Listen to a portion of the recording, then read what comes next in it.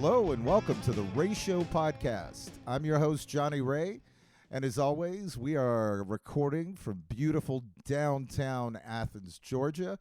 So good to be with you all here in the summer, in the month of June, and I know we've been off for a little bit, but we've been recording and taking care of all kinds of business, so it looks like we're back on track now, and we've got all kinds of cool shit coming for you this season, and especially this night as we have a live recording we did back in March with Mr. A.M. Rodriguez. And you are really going to want to listen to this because it's one of the most unique, cool chats I think we've done here on the podcast. It was such a fun live show, and Anderson also plays us some music at the end. And he's into everything under the sun, and I mean that in a good way. So make sure to stay tuned for that chat. First of all, we've got to take care of some business. Just wanted to say happy birthday to Jeremy Dyson, a.k.a. Count Zapula, who's a friend of the podcast and has been on the live show. We had a real good time with him, Donkey Punch, and the mighty J.D. Pincus played, so it was good to catch up with him and see Donkey Punch lay waste to that raucous birthday crowd, and always a good time, when Dyson's involved. One thing I want to mention about the episode you're about to hear is Anderson mentions an art show he's taken place in. I think that is sadly over by now, unfortunately, but you're going to have to look forward to the next one. Before we get going here, just want to remind everybody to follow us on Facebook and Instagram. And Mr.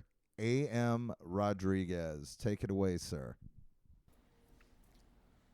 Ladies and gentlemen, Johnny Ray.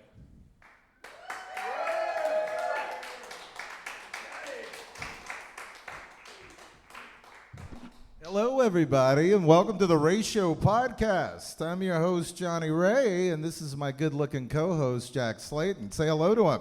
Hello. Well, I just turned 50. I'm quitting cigarettes, so as my hero, George Carlin, would say, let's do a fucking show.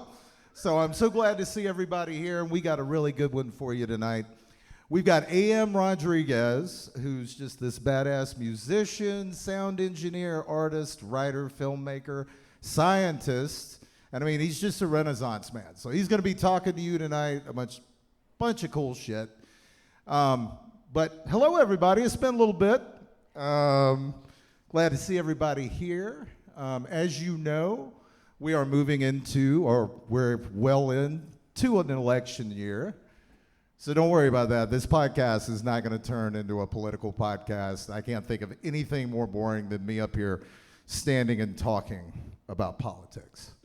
But the world's more fucked up than a football bat right now, y'all. And I mean, if you're not paying attention, I mean, it's there. So in my mind with this, we need to hearken back to the unwashed hippies of old. The unwashed, self-important hippies of old. They weren't unwashed, that was mean. But they had this term called tune in, turn on, and drop out. And I probably even did that backwards. But the only part of this that I'm really concerned about with is dropping out. And it's not what you think. Let me explain a little bit. I'm suggesting to you that you drop out of any situation, anything that steals your creativity, affects your mind and your body and your soul. Just walk right away from it. Drop right out. And, there's a lot of noise to negotiate right now out there in the world. And I got to tell you, folks, a lot of that noise is coming from people around my age, men. Let me stress that, men, my age, shit stains that take acid for the first time at 40 and then decide to buy Twitter some years later. Overrated comedians who punch down on people that are just trying to live their lives. Punching down on my friends and our friends, You are not Lenny Bruce, Richard Pryor, and George Carlin yet. You got a little way to go. So, Let's lay off our friends here and how can we go from that kind of noise that's getting into us online, probably the most prevalent place, and I would say yes. Go ahead, take a break from Twitter or quit it outright. Just get rid of it off your phone tonight, because place art at a more important place in your life. Let it take more of a priority so you can take care of yourself. Listen to more music, go to more movies, go to more live shows, log these experiences down so you can make better decisions, where to put your time and your energy in this world. It'll inform you. And when I say log things, just commit yourself to, I'm going to listen to a new record each day, and I'm going to write down my favorite songs, what I liked about the production, what else? Join Letterboxd. You can log your movie experiences. You can have all these great recommendations coming into you. Go to live shows. Go to a podcast taping your friend's been bugging you to come to for weeks on end. But, I guarantee you through this all, you're going to have so much more fun doing that than arguing with Patriot Fart 76 on Twitter all night. And, these things are just my opinion, but they're one small way that we can negotiate, be calmer, be a little fresher in this crazy election year that we're all entering right now. So thanks for letting me yap at you for a little bit. But tonight, we've got an amazing artist and a friend of mine. I'm so excited to have him on. Tonight, we have Mr. A.M. Rodriguez. Say hello to him.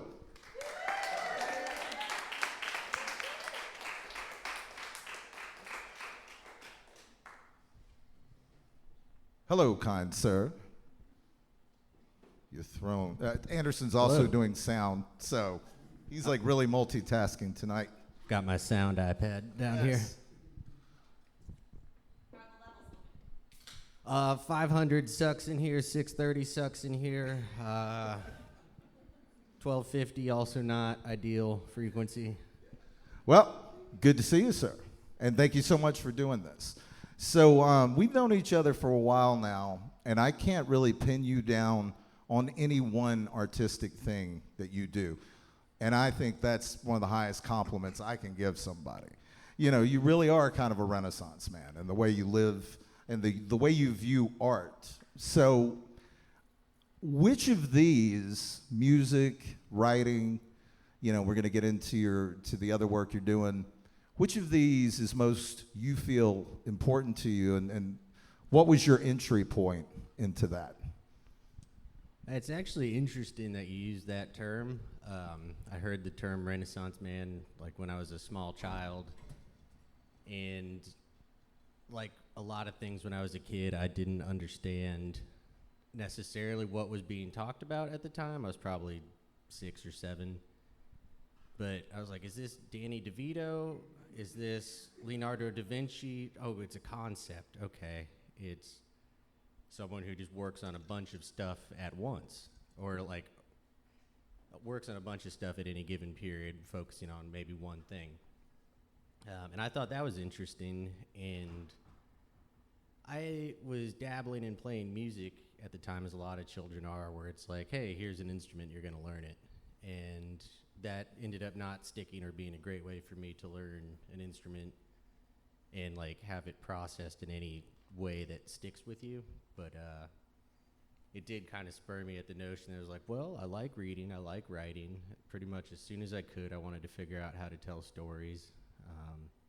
So I would write like amateurish little short stories, attempts at longer works, but it would be ultimately just very short and clipped, usually about fighting some sort of giant bug in space. Starship Troopers had come out recently. I was not allowed to see it, but I was like, wow, I can imagine what's maybe going on there. They're fighting large bugs in space. And so I was like, well, maybe I can work on all of these. And, I won't be the best at any one of them right away, but over time, like, I don't know, I'll probably just enjoy what I do, and I'll presumably get better at all of them. Right, right. So I guess that's the answer. Did you come from a musical family? Yeah, my mom plays piano, and my dad plays sort of whatever. My mom's on the more like wrote, here's what is in front of me on the sheet music, but like also can go a very long time without, engaging in piano or music, and then still come to a piece of sheet music and sit down and play it. Which that's not the kind of musician that I am in some respects, and I really respect that sort of thing. It's its own sort of talent.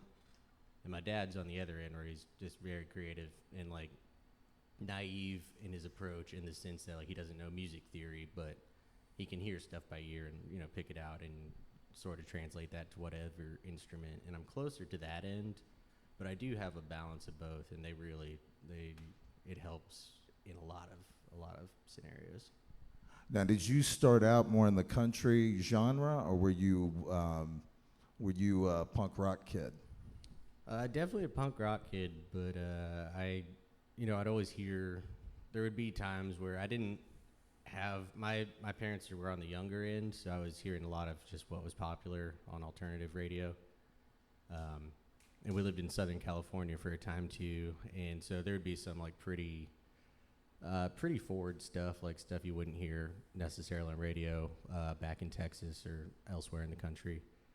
And but mostly it was still on like the more mainstream, like I don't know, you'd hear Rancid on the radio in the 90s in Southern California, which was not the norm in a lot of the country, like thrown in next to mainstream stuff. So that was cool as a kid. But there would always be real old-timey country always got to me, and I was like, where do I find more of that? And it was hard at the time because 90s country was not that sound at all, and it's only gotten less of that sound since the 90s. Well, one thing that you've mentioned to me before that's really important to you, kind of to segue from the music into another important part of your life, is farming. Tell me a little bit about how you got into farming. Well, there was a hurricane in Savannah where I was living, and my plan was to hole up at the bar where I worked, as a lot of us were going to do. And my brother was like, hey, we're going to this farm that my girlfriend, his girlfriend at the time, like knew the person who had the farm. And I was like, well, I don't know this person, so why would I be at this farm during a hurricane? That seems like a lot to impose. And that lady is now my wife. And so, yeah, I got into farming the old-fashioned way, which is I married someone, or the other way is you're born into it.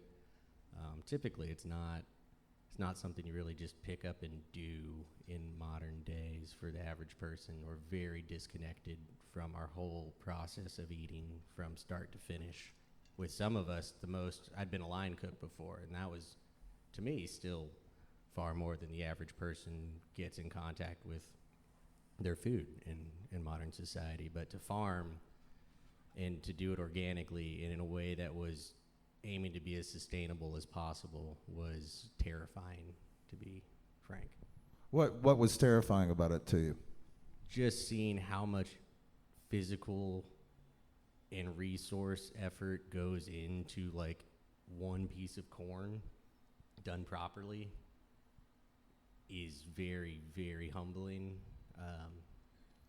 in a way that because the thing about we've essentially built this empire of ours on the ability to just grow mass amounts of food. There's other stuff, and it's all important, some would argue the military, but at the end of the day, if you can't feed everyone, you don't have an empire. And the way that we've fed that empire is through increasingly unsustainable practices, with increasingly being the operative there. And it's getting worse as time goes on, because these practices destroy the ability to grow the foods in any sort of way that's sustainable just by definition. But that's the thing, we've gotten it so twisted that even you have to define what you mean by sustainable when you're talking about sustainable agriculture. Like, you have to qualify sustainability as it's its own concept, and we're very disconnected from it, and there will be consequences at some point, is what I learned from farming, because there's just not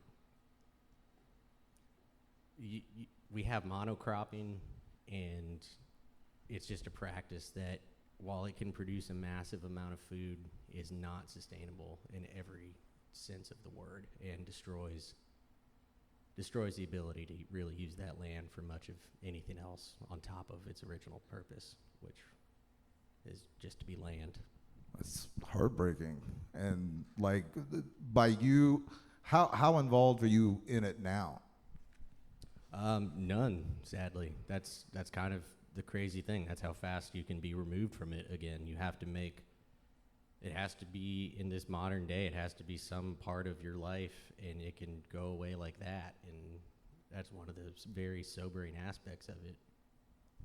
Yeah. Well, moving on, as I mentioned, you're super creative in almost every way. I can't think of anything you don't do.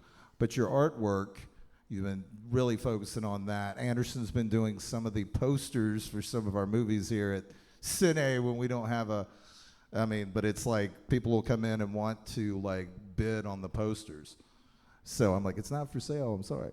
But how did you get into the artwork?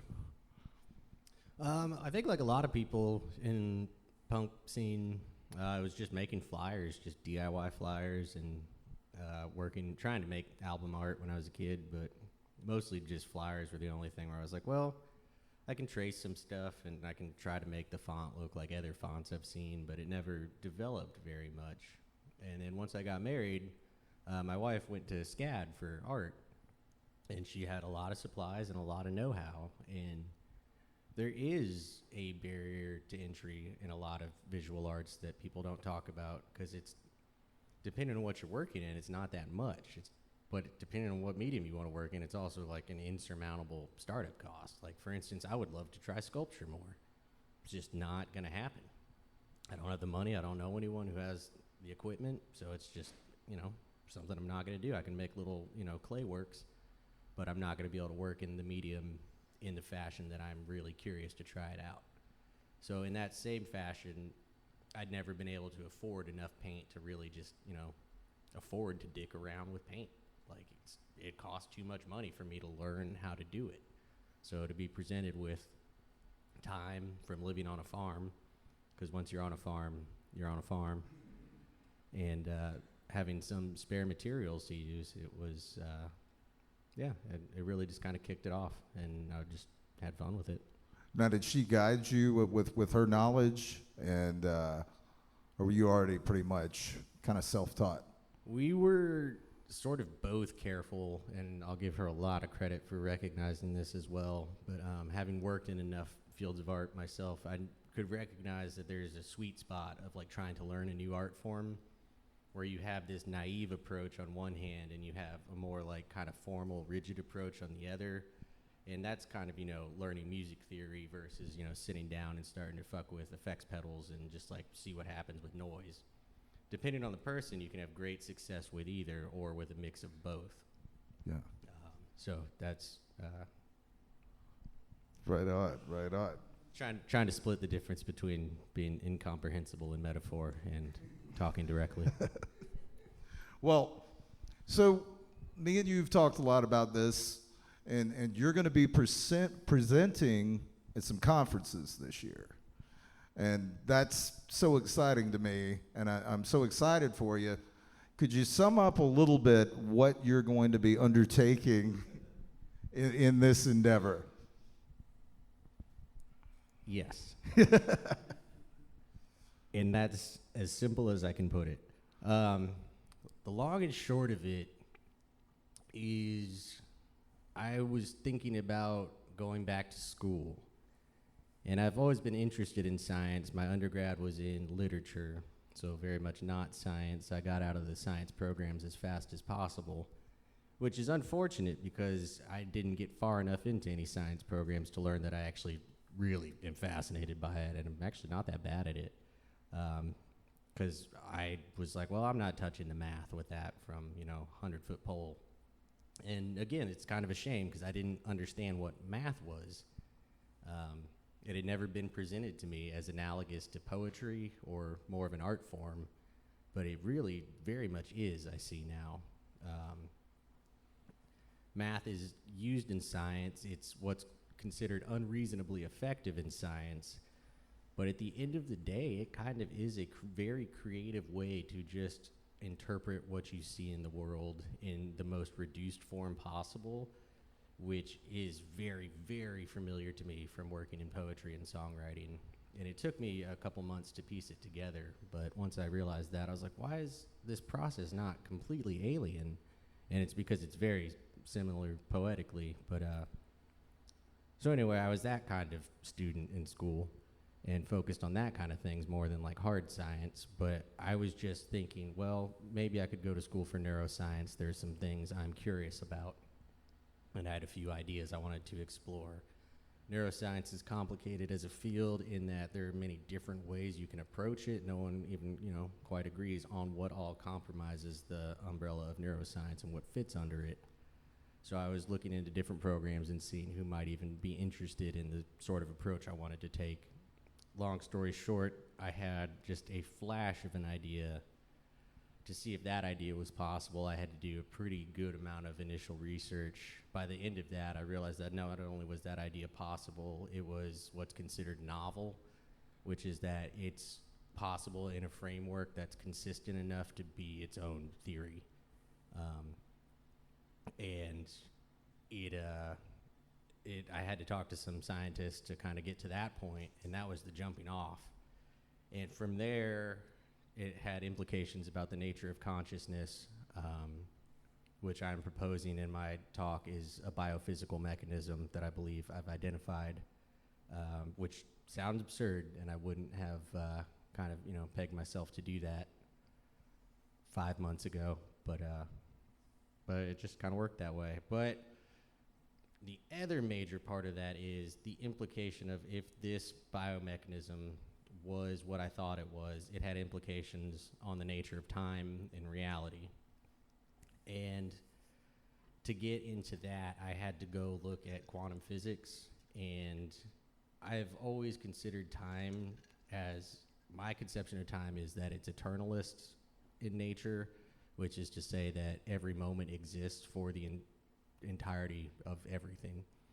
Once a moment happens, it doesn't, go anywhere. It doesn't get destroyed. It's not obliterated. You can't physically access it in a tangible way necessarily, unless you think of memory as energy, in which case then it starts to become sort of tangible.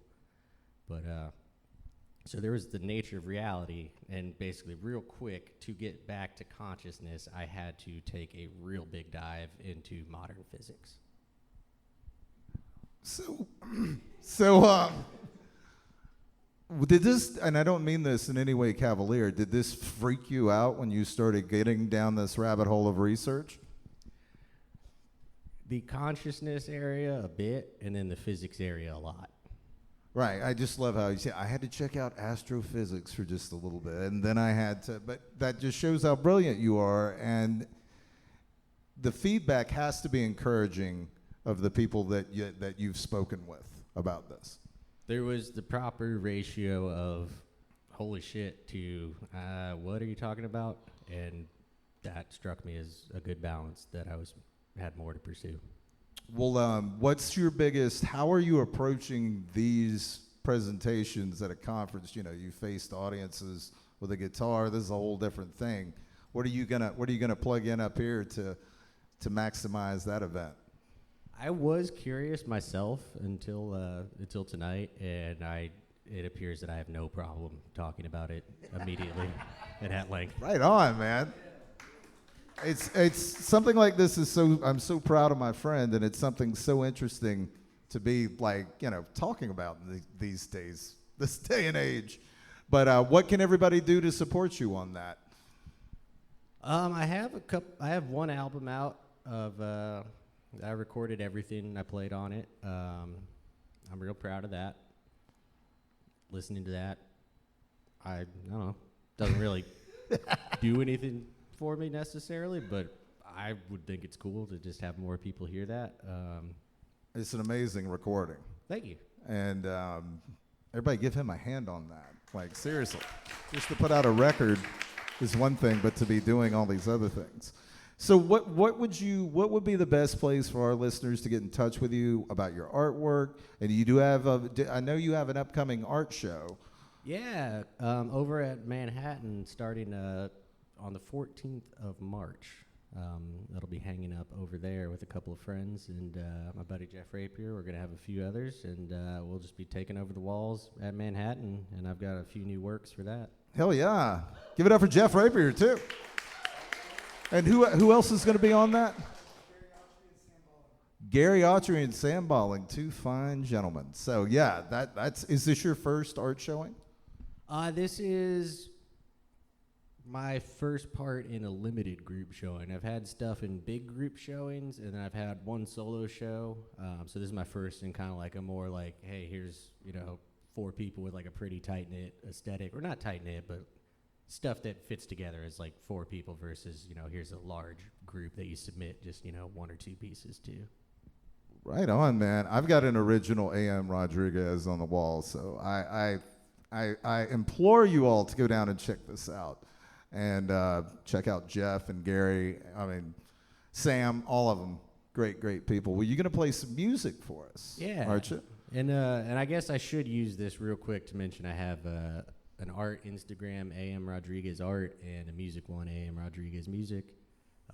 I don't have a Facebook anymore, which tanked a lot of my online streaming numbers, but kind of going back to your opening monologue, it's much easier. Yeah, exactly. More time for art. Yeah, and I wasn't trying to get all preachy with that. It's just I was waking up and just furious till about noon from some shit I read on Twitter that I should know better. It's just easier not to be. Absolutely. Well, thanks for coming in. You're going to play some music for us. We'll let you get set up. And I'll talk to everybody for a second. I want to thank everybody that came out tonight. We're going to have some good tunes here from Mr. Rodriguez. How are you doing, Jack? Good. Right on. You're all we all had the COVID there for a while. Well, yeah, I was kind of hibernating for a while. Right. Yeah. Spring is on, it's on its way, so I'll be kind of right. Well, we've got some great guests this season, and I'm going to tell you, when one of them's announced, I'm going to make sure everybody in this audience is here tonight. We'll get into that one. So you'll want to be, not for me, for the person. But yeah, I've been so excited being in it. Like, I thought about last week, I went and saw the Dictator Tots. They were amazing. Oh my God, I couldn't leave. I couldn't find a time to go out and smoke because I was too into what they were doing. You ever seen the Dictator Tots? Yeah. Amazing. Saw Fishbug in here. They were really good. Honey Puppy, they were really good. Witches at Black Masses played in here. So we're going to hopefully get a lot of these folks on the show in addition to the people that we already have set up this year. So this is kind of our kickoff, and I just want to thank you all for coming out. We got merch outside, and I'll have stickers next time. But we'll let Anderson get everything. Do you have anything to tell the people, Mr. Jack Slayton? Not one bit, no. Okay. Well, everybody follow us on Instagram at Ratio Podcast, and we still have a Facebook page, even though, it's the devil. But you good? I'm ready. All right, everybody, put your hands together for Mr. A.M. Rodriguez. Howdy, y'all.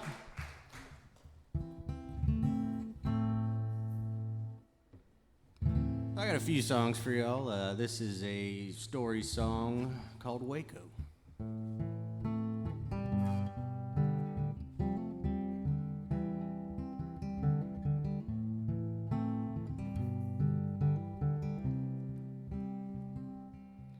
I guess me and Bobby June was doomed from a funeral where we met when I was 9. My Uncle John had passed, but she kept her daddy's laugh alive in the years to come. They said it wasn't right, and they rode us out of town. Bobby's fruits all withered on the vine. That's how we came to live with the folks on that little piece of land. We offered our lives simply up to God. Now if I make it out of Waco, I'm gonna tell Mama I'm alive. It's been damn near 13 years, no small chance she could have died. What's setting me on this path is nothing less than the Lord's right hand. So if I make it out of Waco, I swear I ain't coming back again.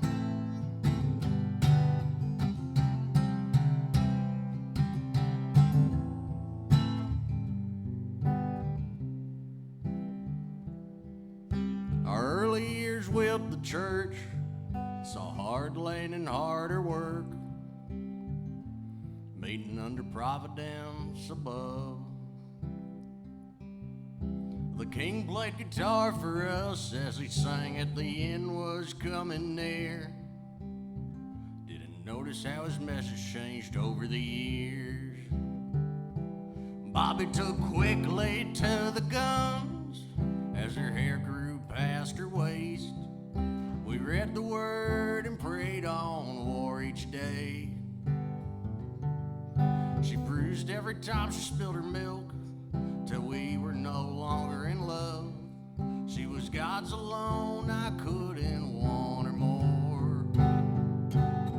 So if I make it out of Waco, I'm gonna tell Mama I'm alive. It's been damn near 13 years, no small chance she could have died. What set me on this path is nothing less than the Lord's right hand.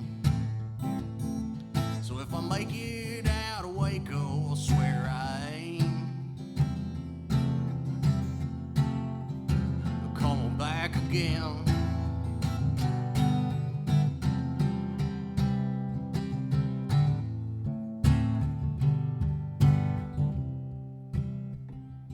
I thought God could take the form of man. Now I know nothing's further from the truth. The worst men just take what they want from you. This world took all I had to give. Now I got just the one thing left to lose. The flames are at the door and I feel them burning through. So if I make it out of Waco, I'm gonna tell Mama I'm alive. Spent all of 13 years, every chance she could have died. What's setting me on this path?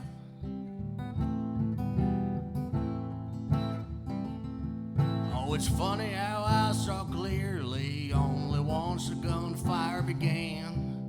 So if I make it out of Waco, I swear I ain't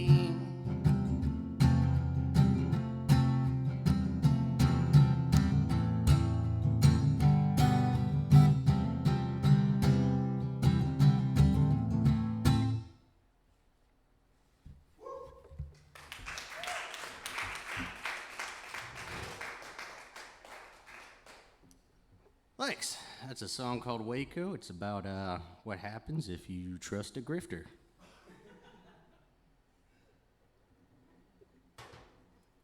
And I say it glibly, but I do have sympathy for those people. I tried to make it as sympathetic a song as possible. Even though it does begin with, I guess, a couple characters having an incestuous relationship and goes from there. I like story songs about characters. Here is one set in San Marcos, Texas. There's a little sandwich shop down in San Marcos, Texas, where I felt some loving for a gray and sturdy waitress. She'd take me out to dinner when I couldn't pay no mind. Well, she bought me new jeans a year. I was blue most all the time. She she'd say, come and sit with me on the porch with some daiquiris. I just got 'em from the drive-thru. How I wish you could have seen that old boy's face when I popped my top. I flashed him in the eye. He said the drink's on him and to stop by at a time.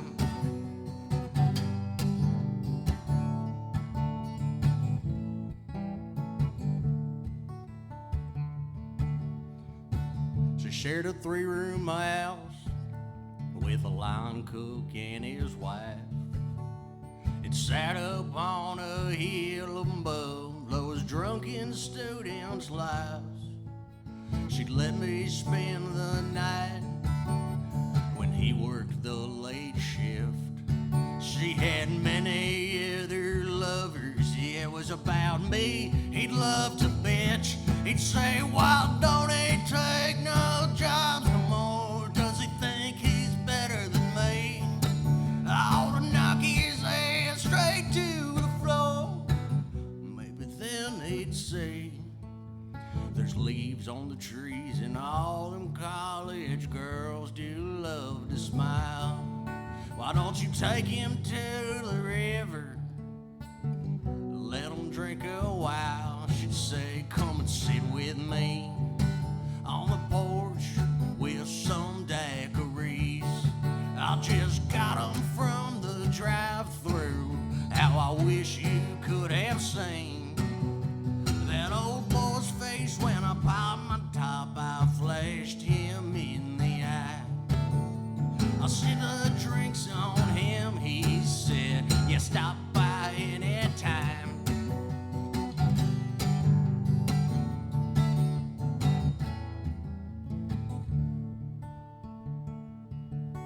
Well, her funeral was a little thing we planned the night before. Her roommates came to see her off. I guess they didn't hate me no more. We sat around the sandwich shop and we drank over her life. We all agreed that's a fucked up thing. Now pour another, hold that ice. Remember how she used to sing, come and sit with me on the porch with some daiquiris. She just got 'em from the drive-thru. How she wished you could have seen that old boy's face when she popped her top and flashed him in his remaining eye. He said the drink's on him. He still asks about her from time to time.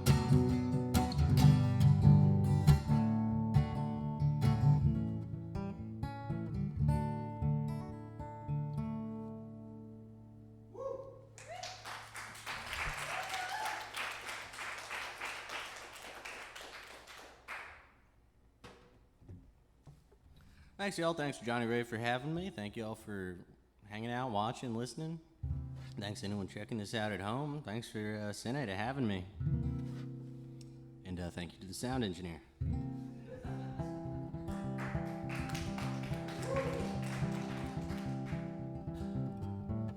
I was waiting a long time. I was 10 miles high before I touched the ground. That Thunderbird I'd ridden all the way down was screaming in my head. Even though I'd made a grave to rest and a little black dog once said he liked me best. Well, no one grows problems quite like you do. I was underground and needed you. Tell me in the dark which way I should crawl to eat of them hearts you pinned on the wall. I'm not the one with blood smeared on my chin and hand stained red again from the fall.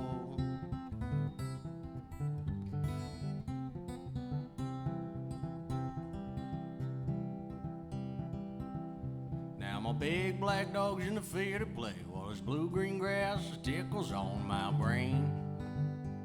There's bourbon in the kitchen and my wife is on fire.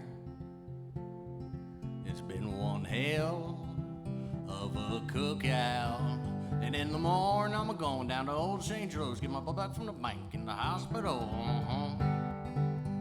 And maybe while I'm down there I'll see if this toe is still good to sew back on. Tonight it's in the bottle that I will crawl, while the dog laps up booze I spewed on the wall. I'm always the one who's throwing up my love and hiding my face in shame and more than a little rage.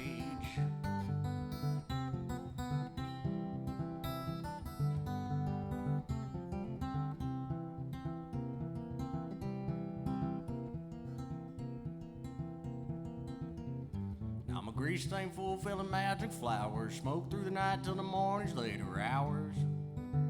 Hippie speedballs do start the day. I believe I can fry all my thoughts away by next Friday.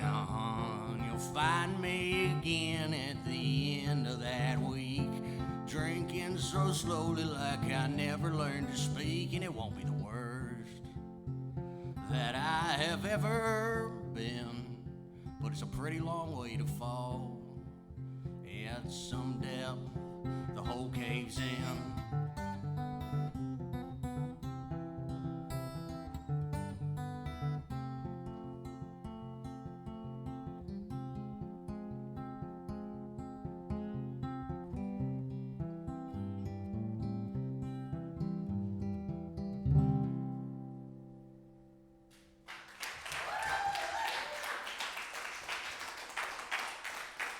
Thanks, y'all. Tell us a little bit about that guitar before you go. Oh, we were going to talk about it. My buddy Brandon McCoy gave me this. Brandon Nelson McCoy. You can find his music. He's actually got a real awesome album. I've heard some sneak peeks of coming up. But this thing is, we're calling it the K Bankruptcy guitar, because K, famous guitar maker, made this guitar that this neck comes from. They also made this guitar that this body comes from, but they never made this guitar. So I've got this guitar, and it's best we can guess is when they were going bankrupt, these were two of their professional end models in the 60s. Probably someone who worked at the factory just grabbed a piece of each and took them home, because it does make sense. It's a jumbo guitar. It's got longhorn pearl inlays. That makes sense on a jumbo guitar to me. Yet the people at K, and this is probably why they went bankrupt, thought the jumbo guitar and the longhorn guitar were two separate guitars. Shame on Kay. But thanks so much for coming in and playing for us and doing the interview. And everybody, I urge you to check out Anderson A.M. Rodriguez's music. Check out his artwork with the Manhattan Art Show coming. And thank you. I just want to say some thanks to Anderson mainly. Thanks to my co-host, Jack Slayton, looking all cute over there. And thanks to Nick Gould, who helped us figure out some last-minute things. Thanks to everybody that showed up. And it just feels so good to get in front of you all, and we're all refreshed. We're ready to kick ass all year and give you some kind of diversion, to all that's going on. But thank you so much for coming, and we will talk to you next time. Oh, man, I want to thank Anderson A.M. Rodriguez for coming on the Ratio podcast. How cool was that, man? I mean, those songs just stay with you. And it was so cool having him in that live setting. So stay tuned to our socials and the website for upcoming live Ratio podcast tapings, which will be just around the corner. But I want to thank everybody for tuning in tonight. And we've got a whole bunch of cool episodes coming up for you now. Next up on tap, we've got Mr. Brian Baker from Bad Religion and Minor Threat and Dag Nasty and Fake Names and 10,000 other bands. He's in. So be on the lookout for that. Up next on the Ratio Podcast. And thanks so much, and stay switched on, and we'll talk to you soon.